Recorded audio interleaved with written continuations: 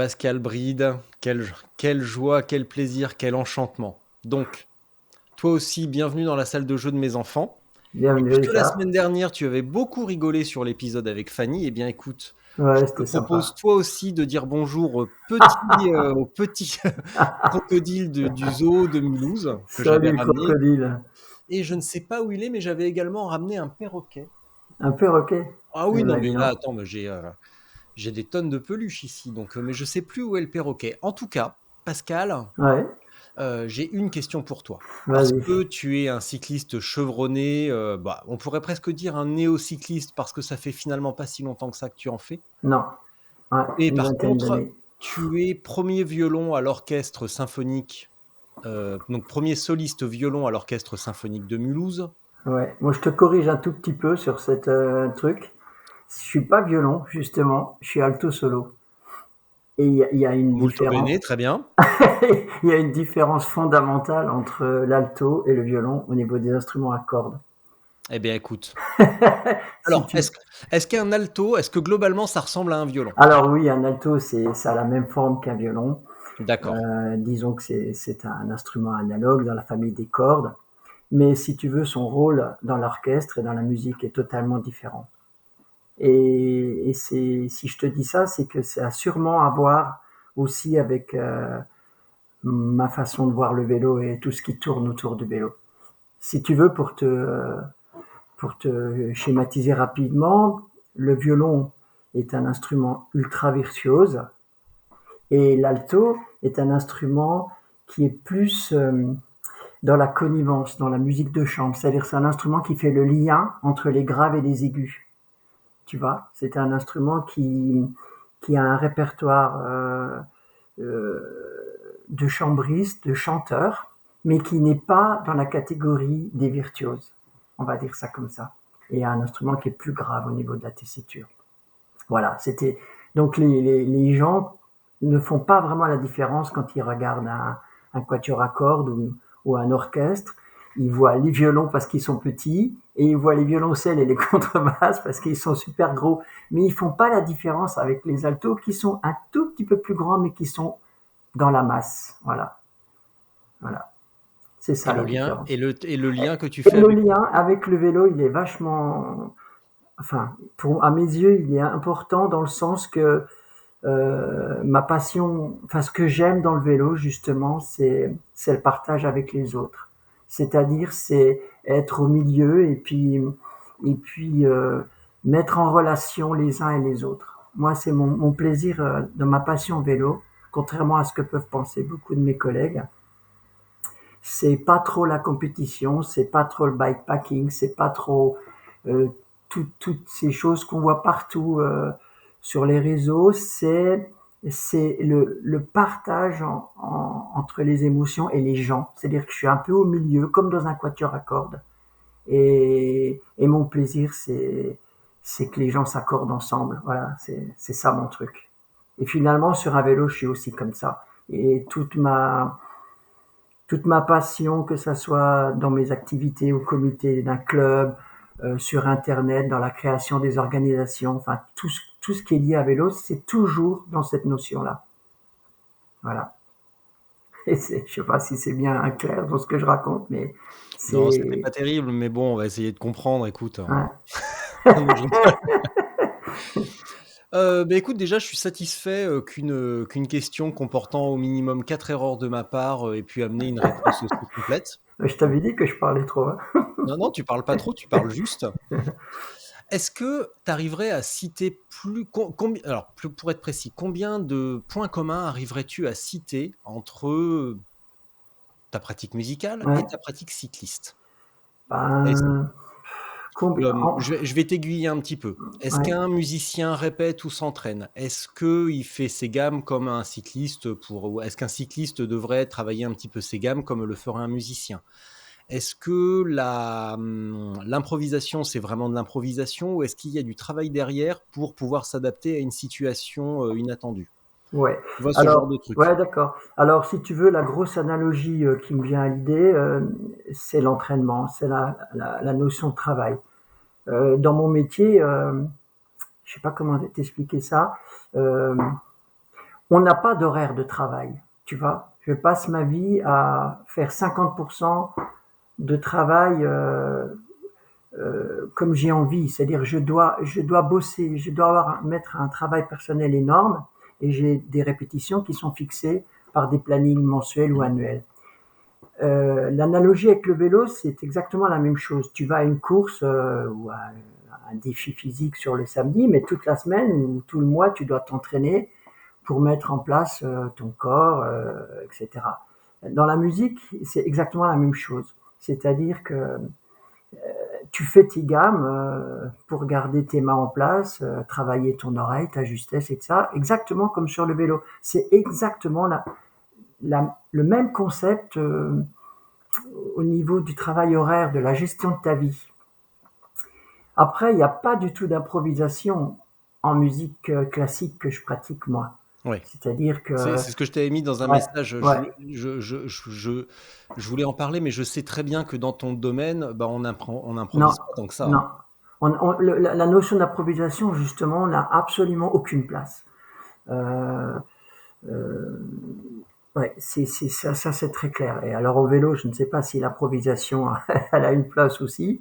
Je ne sais pas, je vois pas tellement l'analogie. Mais en tout cas, pour moi, la grosse analogie entre les deux disciplines, c'est les méthodes d'entraînement, la façon dont tu gères ta vie. Et ensuite, l'autre analogie, euh, c'est le côté pointu des choses. C'est-à-dire qu'il faut être... dans mon métier, j'ai déjà dit quand je suis dans les quelques interviews que j'ai fait, je dois être au top niveau, je dois être à 100% de mon potentiel puisque je suis jugé en permanence. Hein. Dès que tu fais 3 notes dans le milieu professionnel musical, tu es forcément jugé par tes collègues, par ton chef d'orchestre et après par le public, etc. Et tu as une exigence de travail euh, qui est du très très haut niveau. Exactement comme un sportif qui va se préparer à une compétition et il essaye d'être au top niveau le jour J à l'heure H. Et ben moi, je suis obligé d'être comme ça en permanence. Et donc là aussi, il y a une grosse analogie avec la pratique de mes défis sportifs, finalement. Et donc dans ma façon de voir les choses, dans ma façon de me préparer, de me renseigner, je suis super pointu. Je m'intéresse à tout, euh, euh, je suis très méticuleux dans tout, quoi, que ce soit le travail physique, le matériel, l'alimentation, le sommeil, enfin tout ce que tu voudras. Sauf que là, je suis un amateur dans le milieu du vélo, donc je me fais aider par les autres pour apprendre et j'écoute. Et par contre, dans mon métier professionnel, je suis un professionnel. Donc, je suis de l'autre côté de la barrière. Mais les analogies sont exactement les mêmes. Il y a quand même une grande différence, c'est que un athlète de haut niveau, on va dire qu'il fait ça sur une période extrêmement restreinte de sa vie et plus globalement sur les années les plus jeunes et les plus productives. Alors que toi, ça fait longtemps, longtemps Eh que tu oui, fais ça. ouais, Et malgré les années qui passent, malgré peut-être la lassitude, éventuellement la répétition, tu dois maintenir ce niveau ouais, d'exigence. c'est ça, C'est quand même, exactement c'est ça. certainement certainement encore plus dur. C'est super dur et je te dirais franchement que je commence à ne plus y arriver. C'est-à-dire que avec mon âge, justement, comme j'arrive en fin de carrière, j'arrive à cette limite que l'exigence qu'on me demande dans mon métier me demande tellement d'investissement et de travail Mm. que j'arrive des fois, enfin je suis pas loin d'être à la limite de ce que je suis capable de faire et de pouvoir le garder.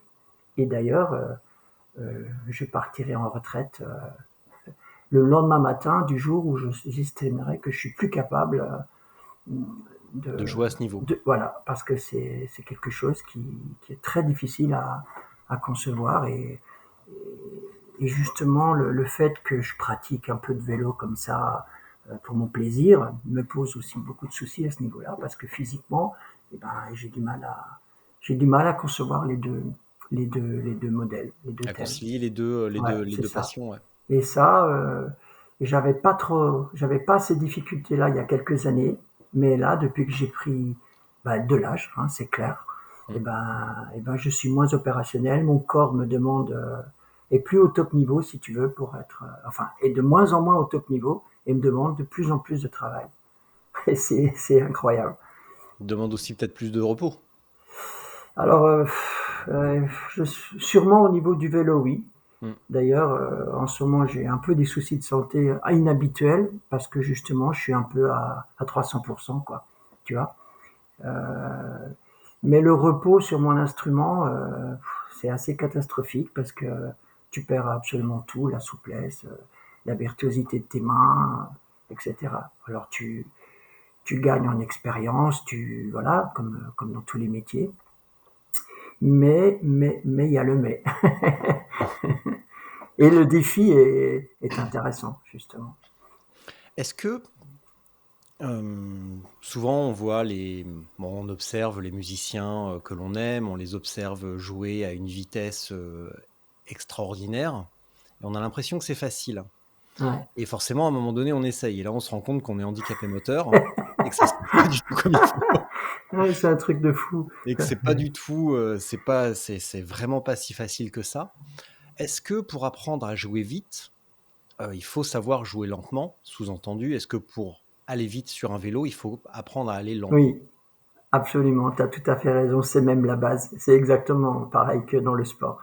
Il y a tu dois avoir un travail dans la lenteur et dans la conception des choses qui est très importante avant d'aller vite, entre guillemets. Mais tu sais, la vitesse, euh, la vitesse sur un instrument de musique, bon, ça concerne le développement ou la rapidité de ta main gauche, mais il y a tellement de paramètres qui se mettent là-dessus que l'auditeur ne saura, ne verra peut-être pas.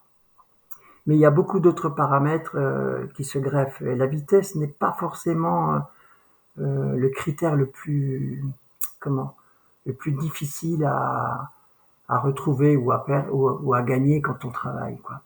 Ce qui est le plus difficile dans notre job, et c'est ce qu'on appelle avoir une qualité de son. C'est le son, c'est la qualité du son que tu vas produire, l'émotion, tu vois, que tu vas essayer de donner aux autres par ton instrument.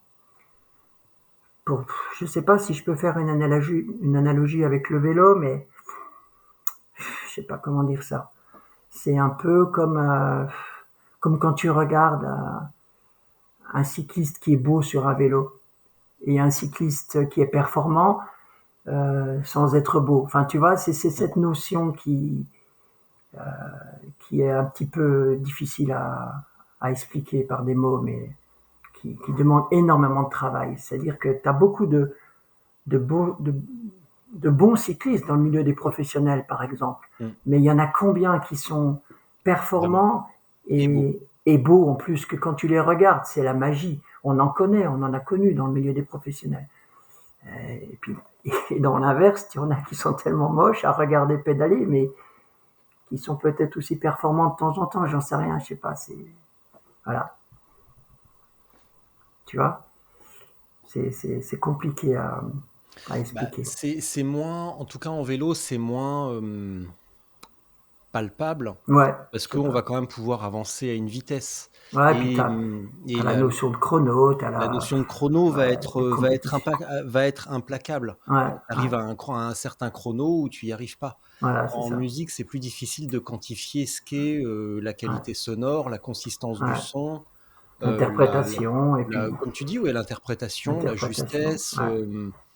et Et tout et ce ça qui en fait d plus, c'est du subjectif, tu vois. complètement, ouais. Donc Enfin, quand tu tombes sur un musicien qui a tout, ça devient quand même extrêmement objectif comparé à quelqu'un qui ne l'a pas et qui va se contenter de bien ouais, jouer, qui sait jouer, mais qui a pas qui ouais. dégage rien, tu vois? Ben Qui dégage aucun feeling. c'est ça les stars, justement, tu vois, dans notre le haut niveau dans notre métier, eh ben, ce sont des stars, justement. C'est ce qu'on appelle les solistes internationaux, ceux qui font des concerts partout, des enregistrements de disques. C'était encore un niveau bien supérieur à la- au mien.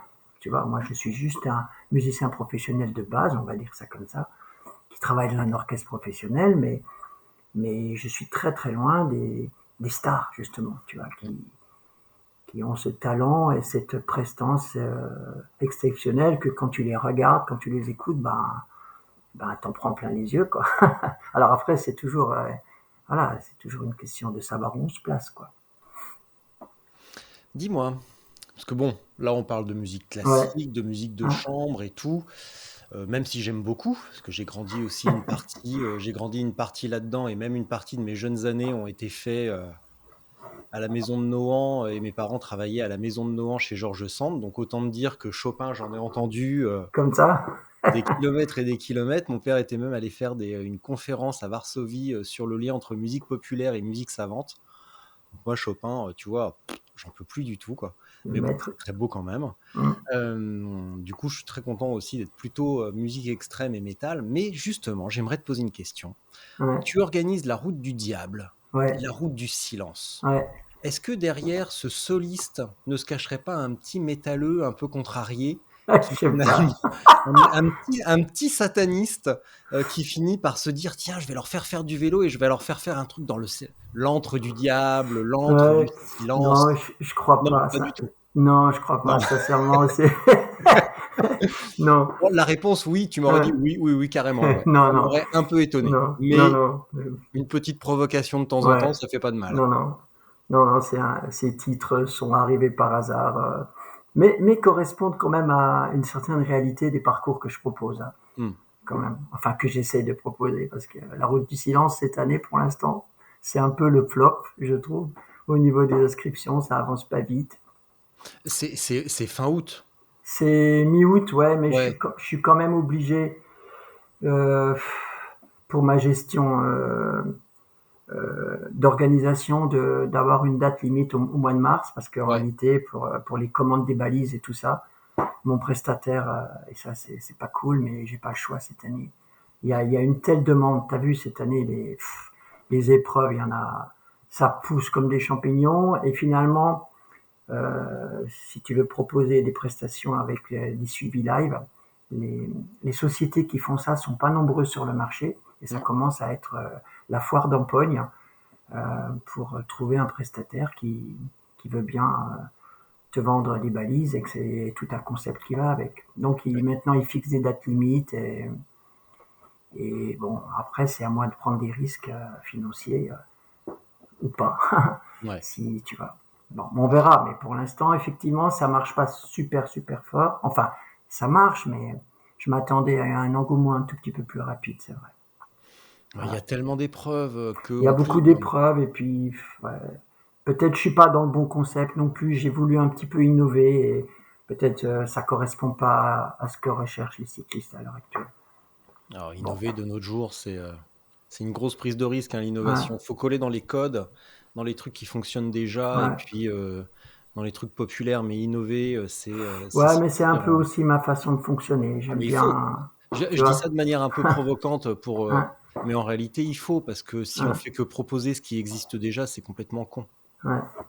Ouais, et puis bon, sais pas être précurseur, Mmh. mais en tout cas, je propose quelque chose que j'ai envie déjà, et puis Déjà et- quelque chose qui te fait plaisir, je suppose? ouais, bah oui, oui, de toute façon, ça me fait toujours plaisir d'organiser. Ah, ça, c'est un truc, c'est mon truc en réalité.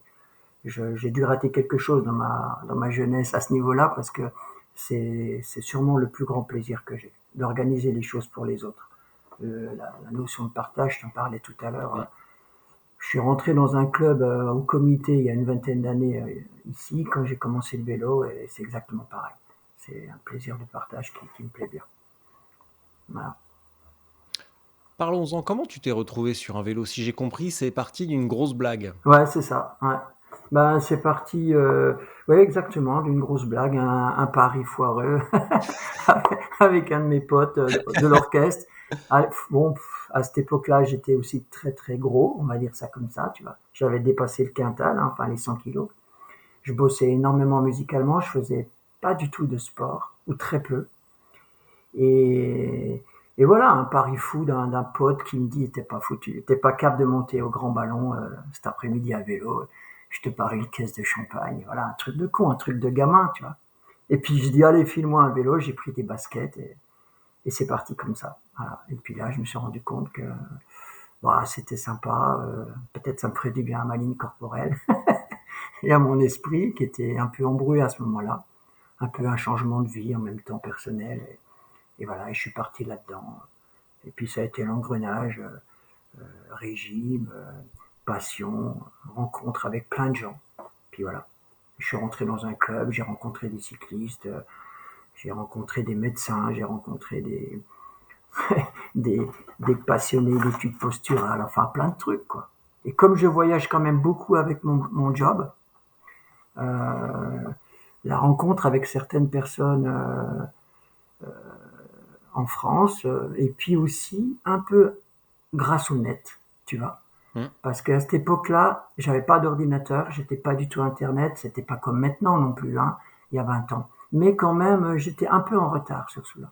Et j'ai rencontré des gens, les premiers pionniers de l'ultra-distance en France, hein, qui écrivaient, qui montraient, qui racontaient leurs histoires. Et il y a eu deux, trois copains passionnés qui m'ont donné l'envie et c'est parti comme ça. Voilà. Des mecs comme Gricot, Dominique Briand, Jean-Marc Vélez. C'était les trois pionniers à l'époque en France, hein, de l'ultra-distance. Le bikepacking n'existait pas du tout, hein, on n'en parlait pas. Hein. À part le PBP, il n'y avait aucune épreuve à cette époque-là, ou très très peu. Par contre, l'ultra-distance avec assistance voiture, c'était le Graal. Et donc, il y avait quelques Français de cette époque-là qui m'ont mis sur la voie, que évidemment j'ai rencontré. Et puis après, c'est parti. Puis après, l'évolution en France a été exponentielle.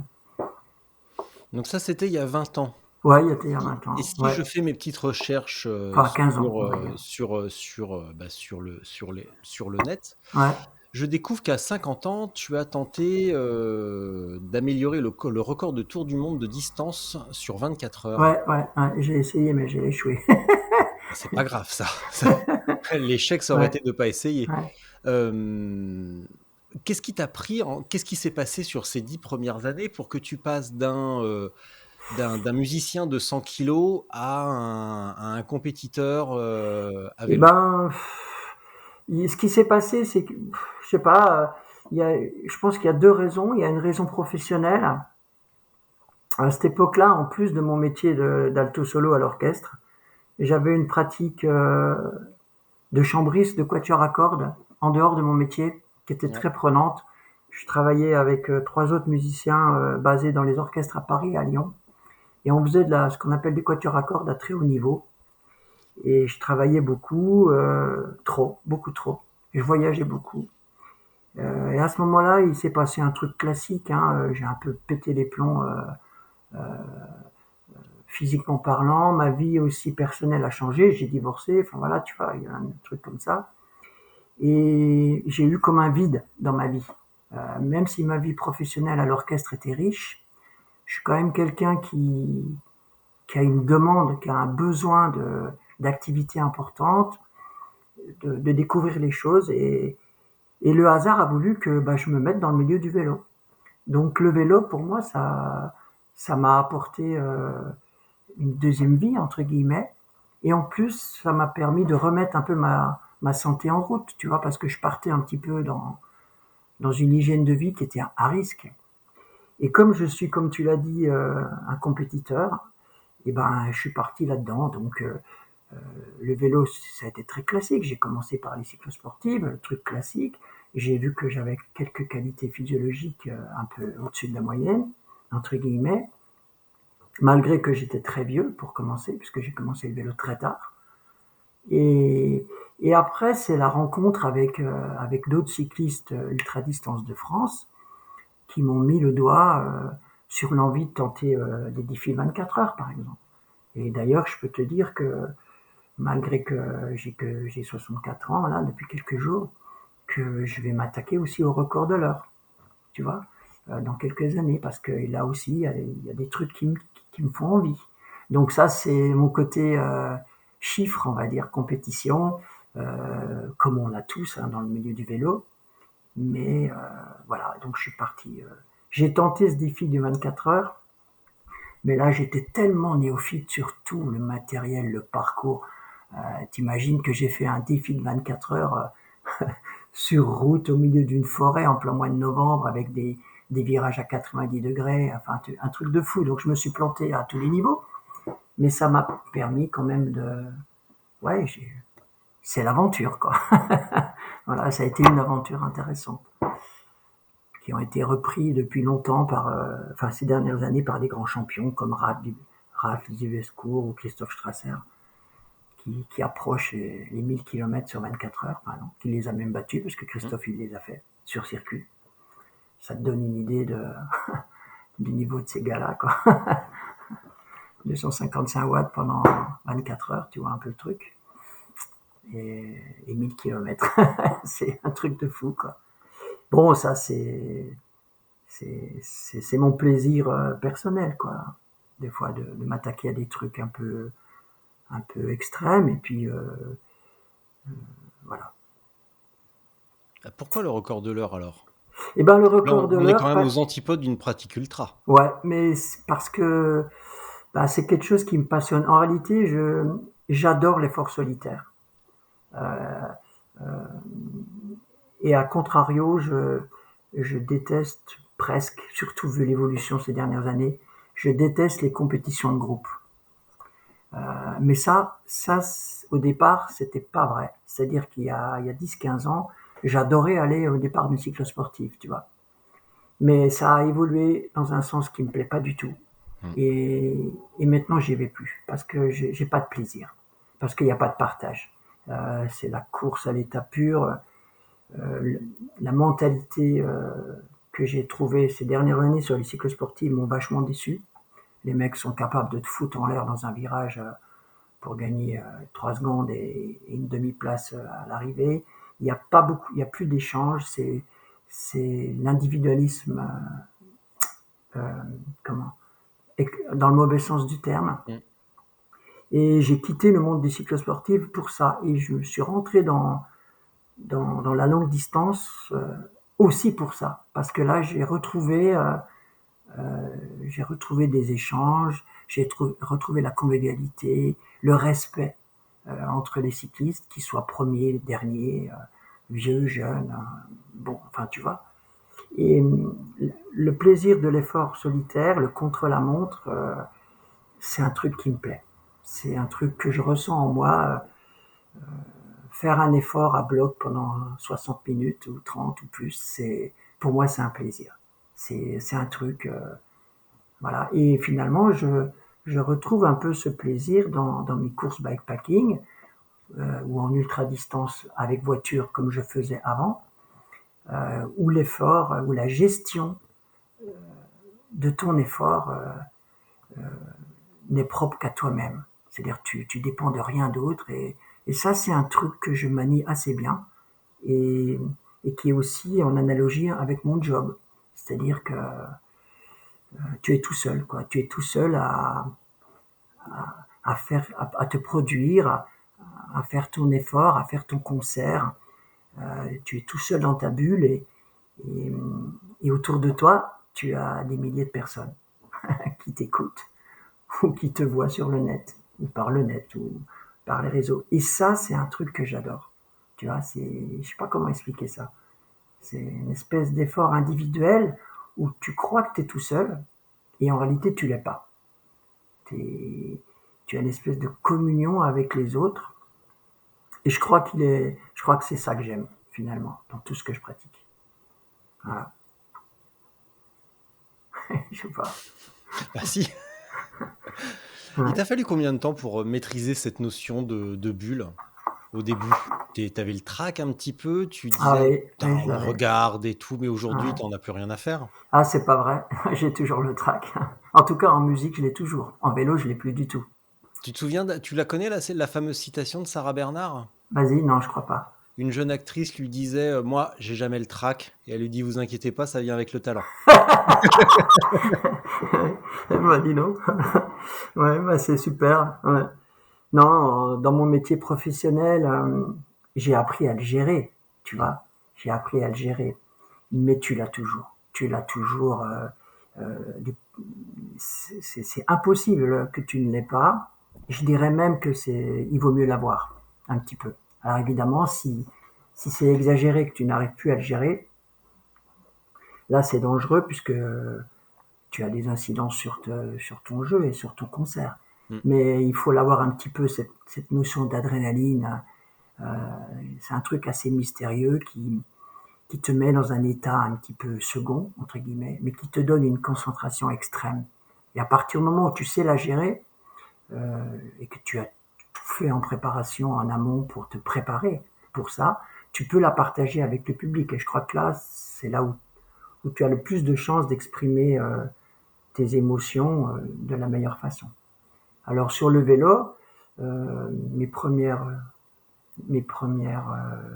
courses, enfin courses, parce que course, j'aime pas trop le mot parce que ça veut dire professionnel et c'est pas mon cas, mais les premières aventures, quand je m'alignais sur un 1000 km ou je sais pas quoi, ouais, t'as un peu une notion, j'avais un peu le trac comme tout le monde, tu vois. Maintenant, j'ai plus le trac, mais par contre, j'ai toujours l'adrénaline et le plaisir qui va avec. Mmh. Par contre, ma gestion avec mon expérience, etc., font que je suis très serein au départ d'une épreuve. Mmh. Ouais, voilà. Alors, petit point théorique, tu sais que sur le stress, en fait, le stress va augmenter. Il y a une quantité optimale de stress à avoir avant une épreuve ou avant un événement. Mm. Et que bah, si on est en dessous on n'a pas cette stimulation ouais, on n'a pas Ouais, cette stimulation qui permet la réalisation d'un truc optimal. ouais, Par contre, si on dépasse ce stade, et ben, c'est là que l'on commence à faire n'importe quoi, à c'est perdre ses ça. moyens, etc. Ouais. Donc, on a souvent tendance à dire, à essayer de ne pas être stressé, mais en réalité, il en faut un tout petit peu, Et je parce que pense, ouais, c'est lui qui nous stimule et qui nous permet, comme tu l'as dit très justement, de se centrer, d'être vraiment focus sur ce qu'on va faire, ouais, mais d'être à la fois quand même un petit peu relâché pour maîtriser ce qu'on fait et pas se laisser dépasser par les événements. c'est ça, c'est Donc, ça. je note quand même que, tu vois, tu m'as parlé tout à l'heure des précurseurs, Ouais, 2005, 2010. ouais, Aujourd'hui, on voit ça 15 ans après et on se dit, putain, on est en plein boom de l'ultra, alors qu'en fait, oui, d'une certaine manière, avec l'explosion des pratiques et des pratiquants. Mais ça ressemblait à quoi, justement, à ce moment-là? Bon, tu l'as dit un petit peu avec l'assistance par voiture, ouais. mais à quel moment tu t'es dit, tiens, je vais essayer d'aller faire les choses un petit peu différemment, enlever l'assistance par voiture, partir vraiment vers de l'autonomie? Ouais. Et ben en réalité, ça va peut-être surprendre mes auditeurs quand ils vont entendre cette phrase, mais en réalité, j'ai pas choisi. C'est-à-dire, je me suis presque senti imposer ce choix différent de quitter l'ultra distance avec assistance pour me mettre dans le bikepacking. En réalité, ce sont deux facteurs importants qui m'ont dirigé là-dedans. Le premier, c'est le fric, c'est le budget. Mmh. C'est-à-dire que la course avec voiture d'assistance demande une équipe, Ouais, demande des véhicules, demande un budget qui est 10-20 fois supérieur au bikepacking. ouais. Et ensuite, c'est l'évolution de la société. Le côté, on arrête le truc du carbone pour dire, tu vois, l'évolution, l'écologie, les, enfin tout ce qui tourne autour de ça. Si tu veux, j'ai pas vraiment choisi de passer de la course ultra distance avec voiture au bikepacking. Euh, c'est un truc, Le choix s'est imposé à lui, ouais, le de choix s'est lui-même. imposé par des tas de petites contraintes extérieures. Et je te dirais un truc, et je l'ai déjà dit à Arnaud Manzanini quand on avait parlé ensemble, parce qu'on a eu le même chemin un peu au départ. C'est un truc qui me manque énormément, tu vois. C'est-à-dire que la course avec voiture d'assistance et une équipe derrière toi, c'est une vraie magie, tu vois. Une vraie magie parce que euh, tu as tu as un partage de ce que tu vis, de tes émotions, de ce que tu en permanence avec l'équipe qui est autour de toi. Et ça, c'est un truc que j'ai totalement perdu en bikepacking. C'est-à-dire que, ben voilà quoi, t'es tout seul sur ton vélo et la notion de partage, elle n'existe pas pendant que tu l'as fait. Elle existe avant, dans la préparation, dans la communication, elle existe après. Mais pendant, elle n'existe pas. Ou que très rarement. C'est-à-dire, elle existe au seul moment où tu croises un copain, hein, ou qui est avec toi sur la course ou sur l'aventure, et là, tu as à nouveau un petit peu le partage des émotions. Mais quand tu fais une course en Slovénie ou en Autriche avec ta voiture et ton équipe derrière, c'est en permanence. C'est-à-dire que tout ce que tu vis, ce que tu fais, les souffrances, le plaisir, tu l'as tout de suite en partage avec les autres. Et c'est un truc qui est hors norme, ça, tu vois. Et c'est quelque chose qui me manque beaucoup dans la pratique de l'ultra-distance en bikepacking pour l'instant. Et, mais voilà, c'est le plaisir est le même, c'est-à-dire que mon compte en banque s'en porte mieux, on va dire ça comme ça. Et puis bon, bah, je crois qu'il faut, je suis l'évolution de la société, tu vois. Maintenant, ça paraît presque impensable d'aller faire une course de 2000 bornes avec une voiture au cul, quoi.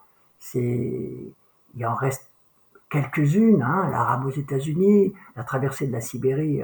Il reste quelques courses en Autriche, et encore l'Ara, ça existe toujours. Il y en a quelques-unes qui gardent ce truc-là. Arnaud, sur sa RAF, essaye tant bien que mal de garder cette option de faire une RAF avec voiture. Mais tu as vu, quand il a 300 participants sur un parcours, il y en a 5 qui, qui sont inscrits dans la catégorie avec assistance et puis 250 qui sont sur leur vélo en bikepacking avec les sacoches. Donc il est clair que cette mode-là, c'est fini en Europe ou dans le monde. Maintenant, Maintenant, il faut mettre des sacoches, il faut mettre du gravel, il faut mettre plein de choses, ce qui est super aussi, mais c'est une autre aventure, c'est pas la Mm. même chose. Voilà. Dis-moi, le vélo te sert de deuxième vie, mais Ouais. est-ce que c'est un prétexte ou est-ce que ça aurait pu être vraiment n'importe quoi ou est-ce que vraiment tu aimes le vélo? Est-ce Ah que ça non, aurait ouais. pu être n'importe quoi? Non, non, Est-ce que non, ça aurait j'aime pu être le karting, par exemple, ou le euh, baby-foot? le karting, je pense pas, mais la voiture de course, ouais. La voiture de course, tu sais, j'ai fait de la moto, j'ai fait du trial.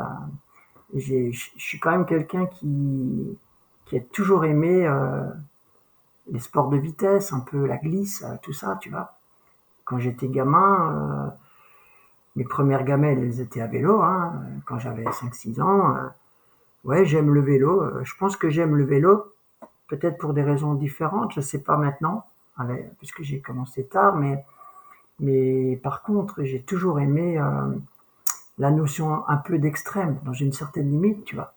Par exemple, ça, très peu de gens le savent, mais quand j'avais 17 18 ans, je faisais du ski de rando extrême, tu vois. Et mon plaisir, c'était d'aller descendre les pentes raides, hors ce qu'on appelait du hors-piste à l'époque, etc. Et j'ai failli basculer là-dedans. J'ai fait de la haute montagne aussi. Mais par contre, la haute montagne, tu vois, bah, j'étais un peu vertige comme mec, tu vois. Fallait pas me foutre sur des parois avec trop de vide. J'ai jamais pu faire d'escalade, par exemple, à cause de ça. Bon, l'escalade, c'était plutôt à cause de mes mains, il fallait que je me protège.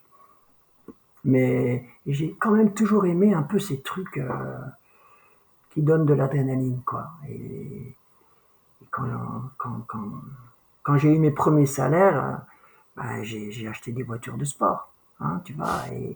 Et mon plaisir, c'était d'aller faire le con à minuit sur les parkings dès qu'ils étaient enneigés. C'était d'aller monter au gros ballon alors que la route était fermée, de soulever la barrière et voilà, j'étais un petit peu foufou déjà. J'avais ce côté-là un petit peu. J'ai toujours été comme ça. Après, c'est ma vie de musicien qui ont fait que bah, je suis toujours resté dans des limites. Par contre, tu vois, j'ai jamais dépassé des limites. Et quand j'ai commencé le vélo, bah, naturellement, je suis parti dans les trucs un peu extrêmes entre guillemets. Mais enfin bon, je sais pas si ça, si c'est une conséquence, mais voilà, ça ne m'étonne qu'à moitié. Donc on peut être musicien classique et légèrement tête brûlée. Exactement. Ouais. On Je s'imagine pense. pas, on vous imagine souvent comme des personnes un petit peu, bah, pas ternes, mais en ouais, tout cas, raisonnable, pondéré, bah, classique donc. ouais, ouais, Et on a du mal à vous voir comme finalement des rebelles, acharnés, que ouais, visiblement bah, tu étais. Donc je me ouais. demande, tu t'es pas trompé de genre musical quand même un petit peu? C'est possible. Ouais, peut-être Je me que j'aurais demande dû si prendre en une fait, guitare électrique. ouais, je me demande si tu as pas un petit côté Black Sabbath, caché, tu vois? Ah ouais, Je non, c'est commence pas à me poser des impossible. questions Pascal, hein. Non, non, je sais pas, j'ai toujours été un petit peu en dehors des clous comme ça, tu vois. Ouais. Et dans ma pratique musicale aussi. J'étais toujours un petit peu extrême, ouais, faire des trucs pas comme les autres. Ouais, j'ai toujours été un peu comme ça. Voilà, je sais pas. Est-ce Bon, on que est. c'est un trait de caractère que tu as gardé dans le vélo pour ta préparation? Où tu vas, bah, considérant déjà ton manque d'historique en vélo, parce que comme tu l'as dit, tu as commencé tard, donc tu Ouais, as pas le poids de la tradition, ouais. que l'on a quand on commence jeune et bah, faut faire comme ci, il faut faire comme ça, on Mm. a toujours fait comme ça. Est-ce que c'est aussi un trait de caractère qui t'a poussé à chercher des solutions autres, de la même manière qu'un musicien va écouter d'autres genres musicaux pour nourrir sa propre pratique? Ouais, ouais, je pense que oui. Comme j'avais aucune culture de vélo, tu vois, et Mmh, aucune base, t'imagines que moi, j'ai pas fait ni d'école de cyclisme, ni rien, hein, tu vois. Et d'ailleurs, ça m'a créé beaucoup de problèmes, hein, parce que mes premières années, quand j'étais même dans une cyclosportive ou ce qu'on appelle un virvire un classique, putain, mmh. moi j'étais le mec le moins à l'aise, hein, et je suis toujours le moins à l'aise, tu vois. Je, je n'ai pas que je ne sais pas frotter, enfin j'ai appris, mais t'apprends pas après 40 ans ce genre de truc. C'est un truc, voilà, c'est pas inné chez moi. Mmh. Donc oui, effectivement, je pense que ce trait de caractère, j'ai dû aller chercher les infos chez les autres. J'ai dû apprendre les choses à tous les niveaux, que ce soit comment pédaler, quel vélo utiliser, comment s'entraîner. J'avais comment, aucune base, aucune info. Et donc j'ai rencontré un tas de gens. Enfin, j'ai essayé, j'ai bouquiné à fond. Le net est arrivé, m'a aidé beaucoup. Tu vois, je passe beaucoup de temps à lire les, tout ce qui touche le monde du vélo. Ce que les gens écrivent, les blogs, les podcasts maintenant qui sont à la mode, les bouquins, les revues. Voilà, j'ai passé 10-15 ans de ma vie à aller rencontrer les gens. Tu te rends compte que, par exemple, quand j'ai acheté un vélo, mon premier vélo, j'ai été, par exemple, j'ai eu la chance de faire une étude posturale avec Armel André. Par exemple, t'imagines, tu Alors, vois. Armel André, pour replacer un petit peu Voilà, dans le contexte, il a notamment travaillé avec, Cyril Guimard et Laurent voilà, Fignon sur ouais, les vraiment des trucs précurseurs, les selles à terrible, appui dorsal, les ouais, machins ouais. comme ça. Et C'était un donc oui, mec incroyable. c'est un poids lourd, on va dire. Ah ouais, un poids lourd. Et ben, tu vois, j'ai eu la chance par mes relations, parce que j'ai demandé, parce que j'étais très très copain avec les cycles Laurent de Paris, le père, Mmh. et qui bossait chez Sifac à l'époque, que je connaissais aussi très bien. Attends, j'ai perdu le nom, comment il s'appelait le patron de Sifac à l'époque. Quillon. Jean-Marc, non, pas Jean-Marc, je sais plus. Bon, Jean-François, non, je sais plus. Enfin bon, bon, bref. Émeric, si tu nous écoutes, tu envoies un Voilà, message à Pascal pour lui dire hein, un petit peu qui c'est était le mec ça. avant toi. Voilà, et mais Emmerich, je l'ai rencontré aussi. Et si tu veux, et donc je me suis retrouvé dans le garage d'Armel André à faire une étude posturale, alors que voilà, j'avais 1 an de vélo, tu vois. Et à cette époque-là, j'avais les cheveux longs, j'avais une queue de cheval. Ah, arrête, arrête! Oui, je te jure, je te jure. Francis Lalanne. Ouais, Francis Lalanne, exactement. Et c'est dommage que, putain, j'aurais pu te sortir une photo, parce que évidemment j'ai une photo de ça, mais je l'ai pas sous la main. Mais Ah, c'est dommage, hein. ah, c'est dommage. Je l'ai quelque part dans mon ordi, mais et, et donc et voilà voilà mes rencontres, tu vois. Et ce mec-là m'a pas positionné la première fois. Ouais. Et après ça a été, voilà, je suis allé chez Ergomotion, j'ai rencontré les frères Girs, j'ai rencontré Stéphane Travadon, j'ai rencontré plein de gens, mes tacotes, plein de gens Mmh. qui j'ai appris, j'ai parlé. Et après quelques années, ben, je me suis passionné pour les études posturales. J'ai acheté un home trainer, j'ai fait mes recherches pour moi. J'ai commencé à passer 10 heures à à comprendre le mécanisme, comment tu Mmh. positionnes ton vélo, ton pied, comment tu le mets, etc. Puis après, ma pratique ultra distance, qui fait que tu vas passer 30, 40, 50 heures sur un vélo, a fait que cette passion est devenue très utile pour moi. Euh, et le fait que je sois un musicien professionnel et que je ne doive absolument pas me blesser les mains et les Mmh. poignets, voir mes épaules, parce que quand tu tiens un violon, tu as vu la position que c'est un truc de fou.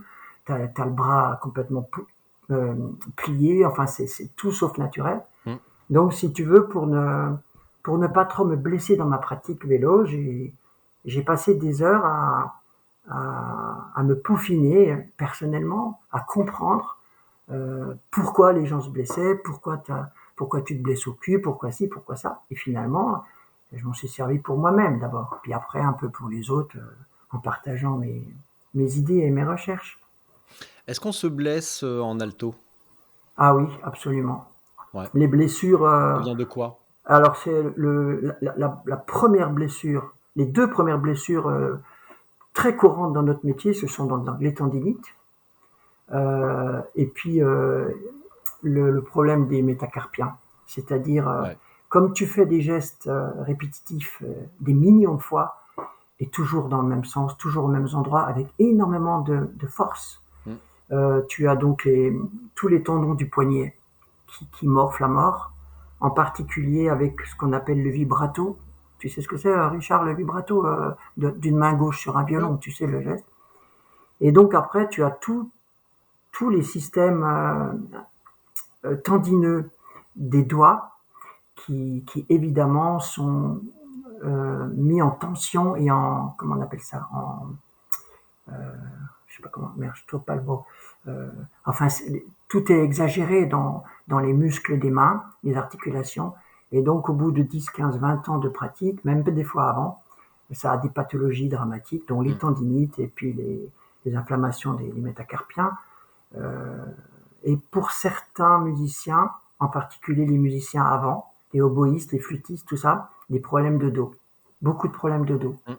Parce que tu passes ta vie assis sur une chaise, parce que ton corps prend des positions un peu bizarres et donc voilà. Et donc on peut se blesser assez facilement dans notre profession professionnelle. Et tu vois, moi, le fait que je sois un sportif, on va dire un minimum entraîné, et ben je me suis jamais blessé dans ma pratique professionnelle. Zéro blessure pour l'instant en 64 ans, tu vois. Parce que justement, bah, j'ai un corps qui est quand même un peu plus entraîné que les autres. Parce que quand même, même moi, si je fais partie de ces musiciens faisant un peu de sport, on va dire que 80% de mes collègues n'en font pas. On est une Mmh. minorité quand même à pratiquer les deux disciplines. C'est encore un petit peu, pas mal vu, mais en tout cas un petit peu antagoniste de Ouais, cumuler sport et musique. ouais, ouais. Il y a encore cette petite défiance de la même manière que dans les années 60, quand notamment les Beatles ont commencé à faire des sessions avec des musiciens classiques, certains ne voulaient même pas y aller parce qu'ils Oui, supportaient oui, pas la pop. le mélange des genres, tu sais, Et c'est ça, toujours pareil. ça a été terrible Ouais, à une époque. ouais. Bon, Et puis là, il y a un côté danger aussi, hein, tu sais. ah bah, en plus, oui, en plus, oui. Bon, moi, j'ai quand même eu deux, trois chutes pas super graves, mais j'ai quand même déjà pété deux, trois clavicules, et toujours la gauche d'ailleurs. Mmh.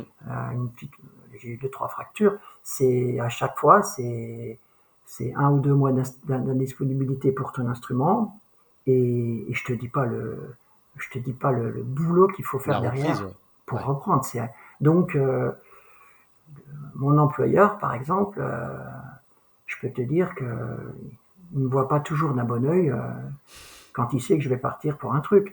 Et Il est pas tranquille. il n'est pas tranquille. On n'est pas en France dans une société où on impose les choses. Un employeur ne peut pas t'interdire en tant que musicien professionnel d'aller faire du vélo, du ski ou du bricolage. Mmh. Mais on n'est pas la limite des fois, et tu vois. Il y a Et une petite d'ailleurs, pression, une petite pression, insidieuse quand même. voilà, c'est ça. Et si tu regardes bien, d'ailleurs, si tu vas sur mon Facebook personnel, tu verras que euh, sur mes 700 amis, ou je sais pas combien, 600, je dois avoir 2 musiciens. Tu vois, je ne mélange pas trop. Je publie ce que je fais en musique sur mon mur parce que c'est de la communication, Mm. mais je ne mélange très rarement, je mélange les deux mondes. Je cloisonne volontairement mon côté un peu foufou sportif pour ne pas, on va dire, je sais pas comment dire ça, créer de tensions stupides ou mal placées avec le monde de la musique que je pratique. Mm. Voilà. Ce côté perfectionniste Ouais. que tu as avec la musique, cette recherche de fluidité, Mm. d'aisance, de musicalité, donc, qu'on pourrait résumer ainsi, Ouais, c'est ça. avoir un son simplement beau, harmonieux et donc musical. Comment il se traduit à vélo? Cette recherche de musicalité, comment tu l'as traduit ou comment tu pourrais la traduire en vélo? Et ben, sur la performance, euh, Oui, bah alors sur la performance, sur mais la performance et sur l'expérience globale, hein, parce que la performance, bon, bah déjà, on pourrait se demander qu'est-ce que c'est la performance, qu'est-ce que ça signifie? Si bah, on arrive avant-dernier, est-ce qu'on a vraiment fait une performance? Oui, pourquoi pas. non, quand je parle de la performance, je parle pas forcément d'un classement ou d'un Bah chrono. oui. Ah ouais. Mm. Non, je parle de la performance, de réussir ton défi euh, de bonne manière, si tu veux. Ouais, Alors, moi déjà, enfin, il y a une performance quelque part quand même de pouvoir faire 2000 km sans se blesser, on va dire ça ouais, comme ça, et exactement. de finir en bon état, tu Mm. vois, physique. Tiens, donc ça me rappelle ce que quelqu'un a raconté il y a pas longtemps sur les objectifs de comment on finit une épreuve longue distance, pas se Ouais, blesser et finir en un seul morceau. Tiens. voilà. C'est Axel, non? C'est pas Axel? Non, c'est moi. Ouais. Attends, tu m'excuses, je Vas-y, dois juste vas-y, répondre au téléphone. vas-y. Oui?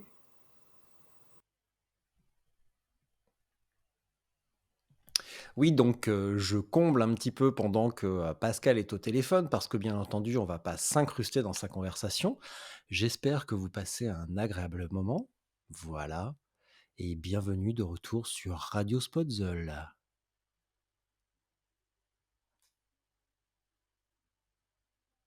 Ah,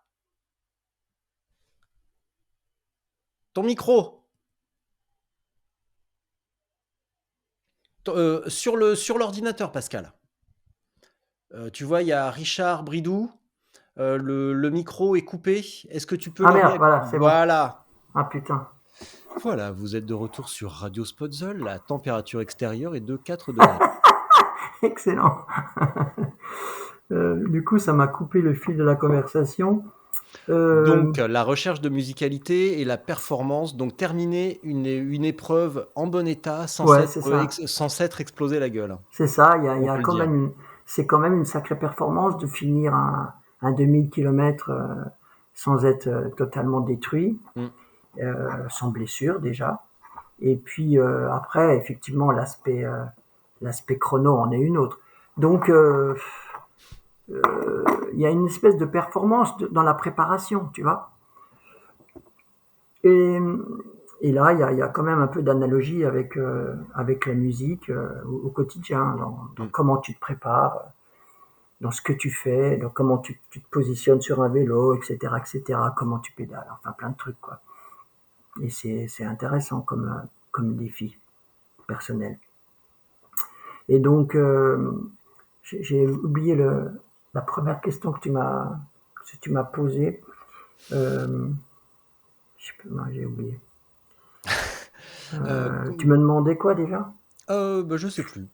Euh, Voilà, nous non, voilà comment ça bien. se traduisait, mais je sais plus. Oui, oui. Si on devait traduire la musicalité en vélo, comment ça Ouais. se Ah traduirait? ouais, Donc cette recherche de fluidité, d'harmonie, ouais, bah, qui est finalement bah oui, la pratique ultra pour arriver au bout ouais, c'est finalement, ça. Ouais, c'est ça. d'être, de contrôler son allure, de contrôler son alimentation, Ouais, la gestion. et de s'assurer qu'il y ait, bah, entre guillemets, pas de fausses notes finalement. Et tu vois, quand on dit, bah tiens, Je me suis bien préparé, j'ai fait mon plan, ma petite stratégie et j'ai plus qu'à dérouler ma partition. Et Mmh. puis à l'arrivée, on entend, bon bah cool, j'ai fait mon truc, ça s'est déroulé sans fausse note. Bon bah les analogies musicales ne manquent pas quand même, hein. Non, Parce non, que c'est finalement, sûr. on va Ouais. largement puiser dans le répertoire, sans mauvais jeu de Sans mots, mauvais encore jeu une de mots. fois. Hein. Oh bah, tu vois, du coup, c'est en plus là, je suis dans la salle de jeu, j'ai les yeux sur les instruments de musique des jeux des enfants, le xylophone, les maracas, la guitare électrique de Harry et une baguette de batterie qui m'a piqué. Et je me dis que vraiment, ouais, ça ne manque pas en fait. Non. Donc, quand on va dérouler sa partition, et toi, comment t'as développé cette sensibilité? Comment tu l'as, par quels écueils éventuellement tu es passé entre ta pratique encadrée, si on peut Ouais. dire, et une pratique autonome? Et ben, ça a été compliqué quand même, hein, parce que les, c'est sûr que quand tu as une équipe derrière toi, la partie technique, organisation est facile, hein. Euh, Tu as à boire, à manger, tes fringues, enfin tout est, Mm. tu vois, tout est facile. Le bikepacking t'oblige une autre vision des choses. Et attends, c'est trop fort le son. J'ai dû bouger quelque chose. Et, et donc, bah, mes premières épreuves en bikepacking, et ben, comme beaucoup, bah, j'ai fait des conneries. Tu apprends à rouler en mangeant n'importe quoi. Tu apprends à rouler sans avoir à boire, etc., etc. J'ai jamais eu trop d'ennuis sur le côté matériel parce que j'ai toujours été pointu là-dedans et que finalement j'ai jamais eu de mauvaise surprise. Bien que il m'est quand même arrivé des merdouilles comme à tout le monde, mais mais j'ai toujours su gérer ce genre de choses. Par contre, l'apprentissage de la gestion de course, le sommeil et tout ça, en bikepacking, c'est quand même, je sais pas, 40 ou 50% de ton aventure finalement. Mm.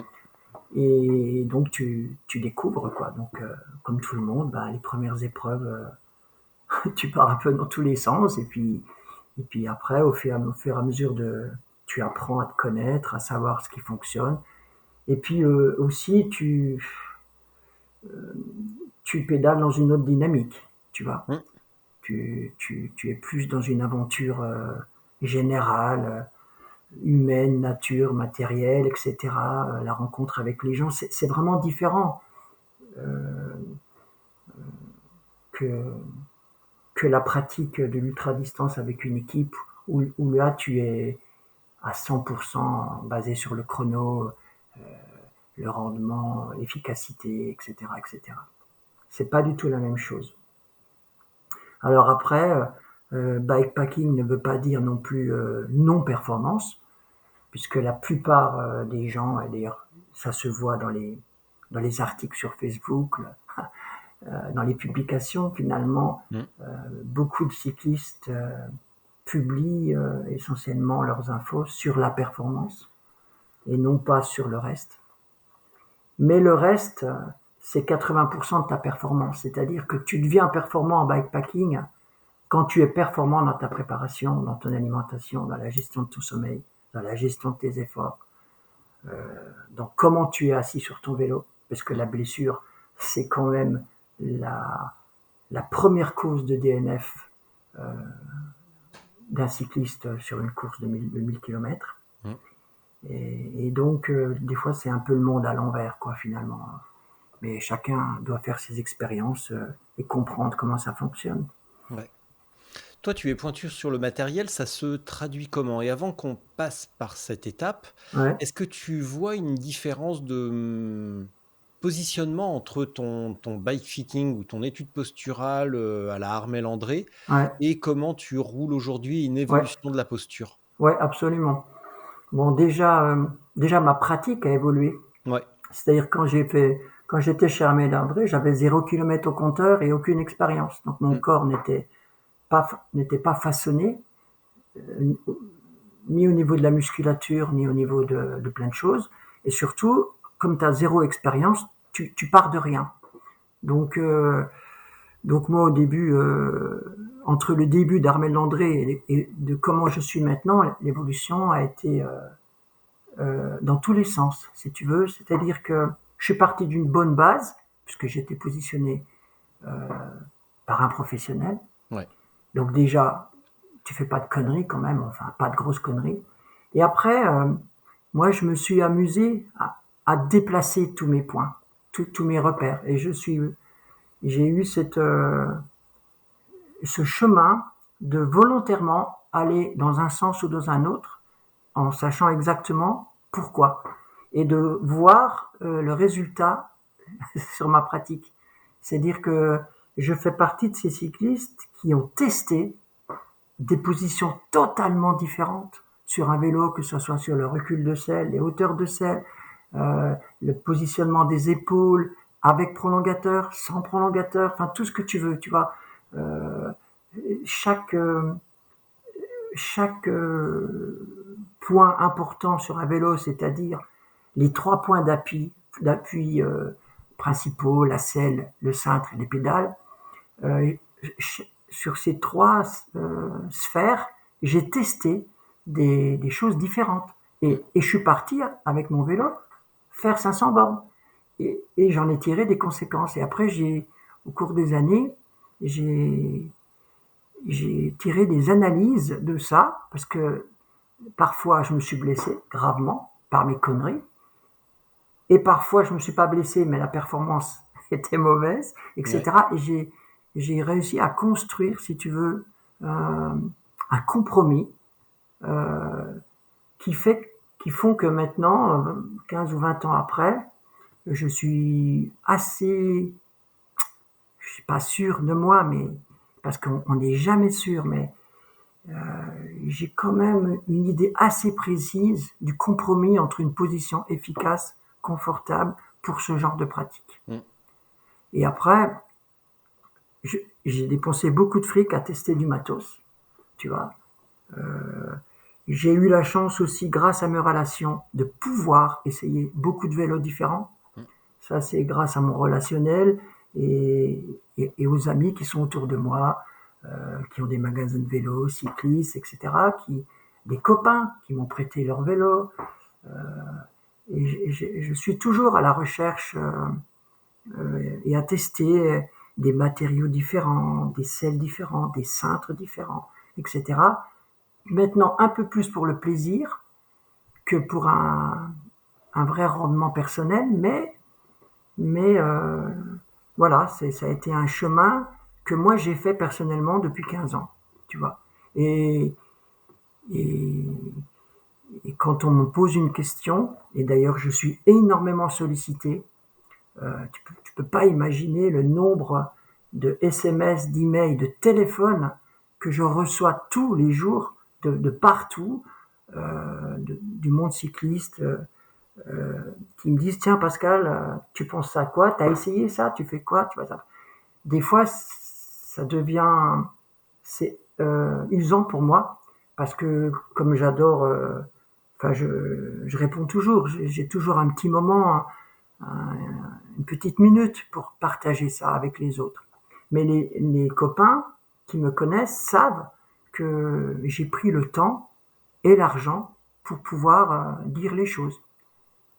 Après, ce que je vais dire, ça peut-être des conneries, mais je les ai testés. Il n'y avait jamais de paroles de chez moi, enfin qui viennent de chez moi sur le matériel, sans avoir au préalable avoir fait une expérience, une étude approfondie. Mm. Tu vois. Et ça, c'est un truc qui me passionne. Et si j'étais pas musicien professionnel,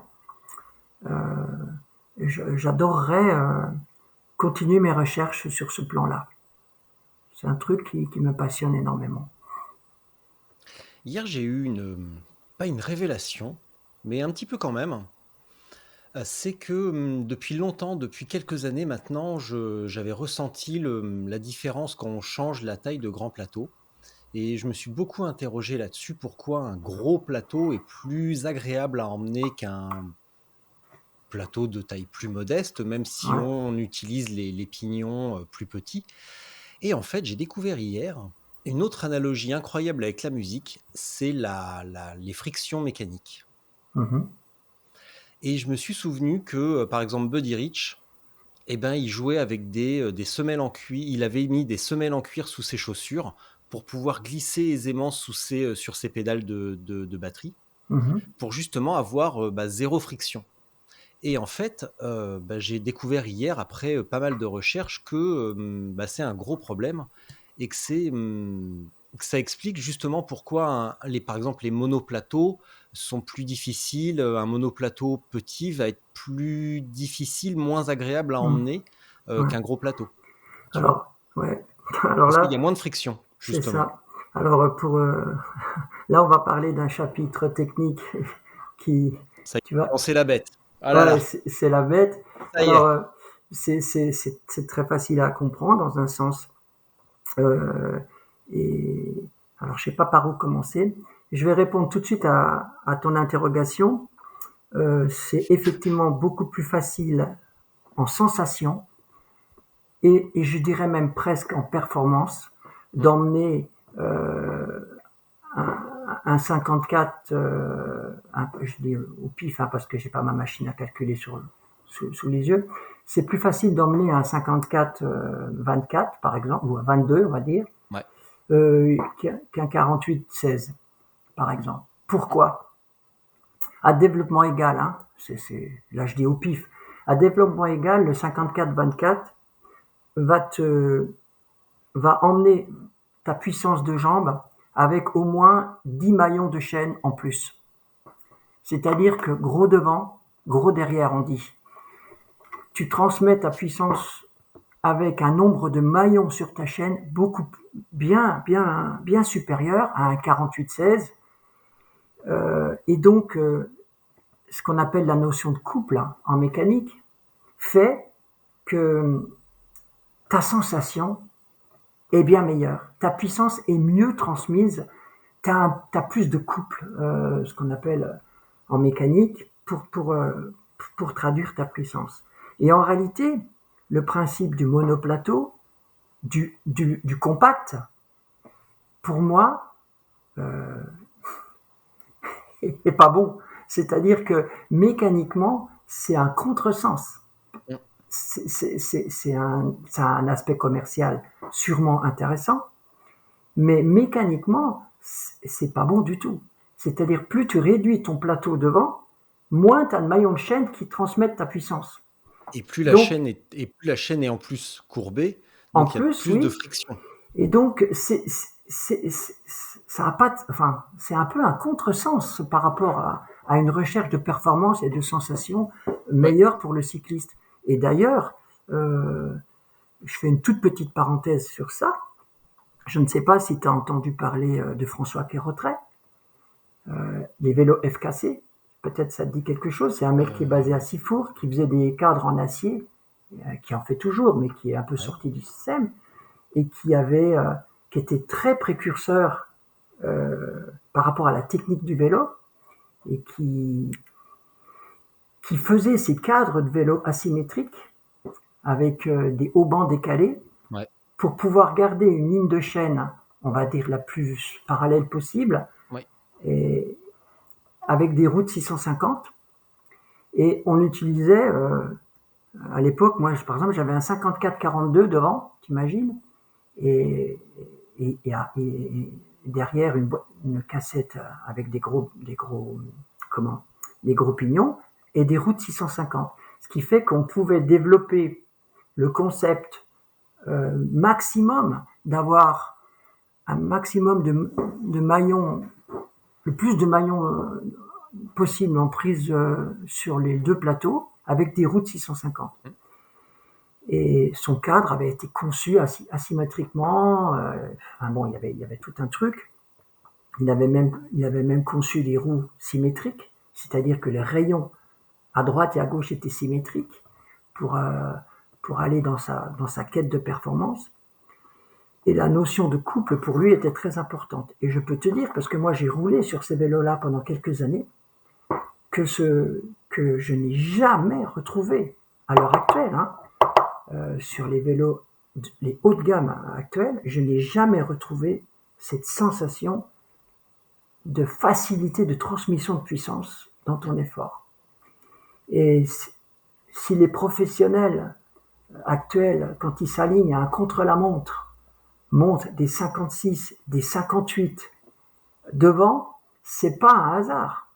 Et C'est avec des manivelles plus longues. avec des manivelles plus longues pour augmenter Le bras de levier, le bras de levier, ce qui est totalement logique. totalement logique. Et Ça a toujours existé, ça a ça. toujours existé. Et donc, il n'y a pas de raison que, que, que ce concept soit différent sur nos vélos dans le futur. C'est-à-dire que la meilleure transmission de puissance possible entre tes jambes et le vélo, c'est d'avoir le plus de maillons de chaîne en prise pour transmettre ta puissance. Mm. C'est mécaniquement. Un physicien t'expliquerait ça beaucoup mieux que moi. Mais c'est d'une évidence incroyable. Donc, si tu veux, le concept du compact, c'est presque un non-sens, et le monoplateau aussi. Sauf si tu peux rouler avec un monoplateau en permanence de 52, de 54, voire plus. Mais comment tu vas grimper l'école avec un 54 devant sans avoir, ou alors il faut révolutionner le système des cassettes, etc., etc. Tu vois, il y a tout un concept, mais bon. Le monoplateau offre l'avantage de supprimer le dérailleur, du poids, une facilité de mécanisme, etc., etc. Mais Sur la route pure et dure, l'usage du monoplateau est quand même bien loin de se démocratiser. bah, je sais pas. Les expériences qui ont été faites par les pros se sont rapidement arrêtées, hein. Ouais, Tu vois, je crois que ouais, c'était il y a 2-3 ans sur le début de saison, ça avait été utilisé au Qatar. Les mecs avaient un plateau de 50. Je suis pas sûr qu'ils étaient super ravis ah de bah non. passer de 53 à 50, hein, parce que Ah bah de toute façon, la différence, même dans l'autre sens, passer de 50 à 53, c'est magique, hein. ouais. De toute façon, C'est pour les pros, ouais, c'est quasiment pas possible déjà. en tout terrain, c'est autre chose. Et là, Ouais. il y a plus de variables qui rentrent en ligne de compte, mais sur la route, on en est bien, bien loin. Ils ont d'autres problèmes avec les largeurs de pneus, avec l'intégration du tubeless, avec les freins à Ouais. disque. On va pas non plus leur amener le monoplateau, pas toutes les émotions d'un Pas coup. tout en même Pareil temps. pour eux. Ouais, ouais, bah, c'est le vélo, enfin, c'est très conservateur. Donc, Très quand tu changes conservateur. un petit Très. truc, Ouais. Ouais. c'est pas bien vu. Mais bon, je Ouais. suppose que dans la musique, c'est pareil. Et tout à C'est l'heure, pareil. on Ouais. en parlait Ouais. avec les Beatles. Faut pas changer les habitudes. Et je sais pas si tu as vu là ce qui s'est passé à l'orchestre au Symphonique de Londres. Il y a une quinzaine ou vingtaine de musiciens qui ont été poussés vers la sortie pour offrir plus de diversité dans pour amener plus de diversité parmi les musiciens. Donc là, Ah ouais? c'est aussi heureux Non. que les mentalités changent et qu'on sorte un petit peu de ce conservatisme béat parce qu'on a toujours fait comme ça, alors faut continuer.